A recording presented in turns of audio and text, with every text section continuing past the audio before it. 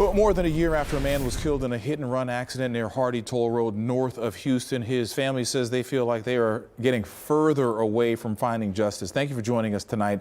I'm Keith Garvin. Good evening. I'm Daniela Guzman. Well, this even after a court hearing this week when one of the suspects charged with manslaughter, speeding, and failure to stop and render aid pled guilty. Tonight, the victim's family is speaking only to our Devin Clark, who is live outside the Harris County Courthouse, to explain why they feel their voices are not being heard. Devin? Daniela, Keith, the victim's family says that they had been hoping for a conviction or a guilty plea. Well, they got that guilty plea yesterday, but they say what came next was completely unexpected. It was more like an explosion. There were sparks. The bike went one way, his body went up over. August 19, 2022 is a day that will forever be branded in Tracy Martinez and Rodrigo Campos Martinez's minds as the day they tragically lost their son, 21-year-old Edwin Favela. We were sleeping and we got a call from his boss, which is also a friend that Rigo grew up with in Mexico. And it was 1:15 a.m. I'll never forget it. And he said, "You need to come. Edwin's been in a very bad accident." Martinez says Edwin was on his beloved motorcycle, leaving work on Mooney Road, and turned on Hardy when he was slammed into by two vehicles that Harris County Sheriff's Office investigators say were speed racing. They removed his spleen. His stomach was left open.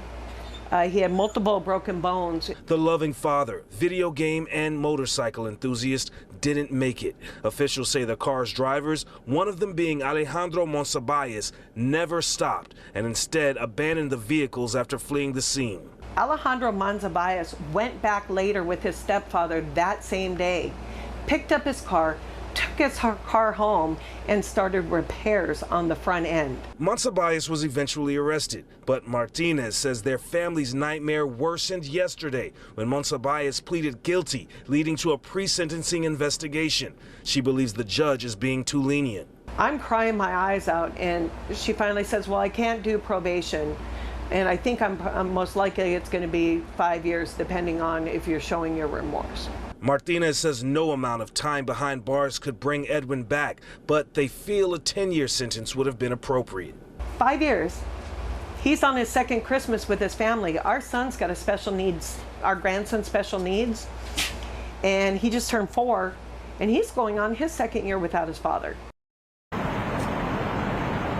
As for the other suspect in this case, Martinez says he is yet to be arrested. As for Monsabayas, we understand he has been out on bond for quite some time and is scheduled to be sentenced in January. The Martinez family hopes that this story puts pressure on the criminal justice system and also spreads awareness about the dangers of speed racing.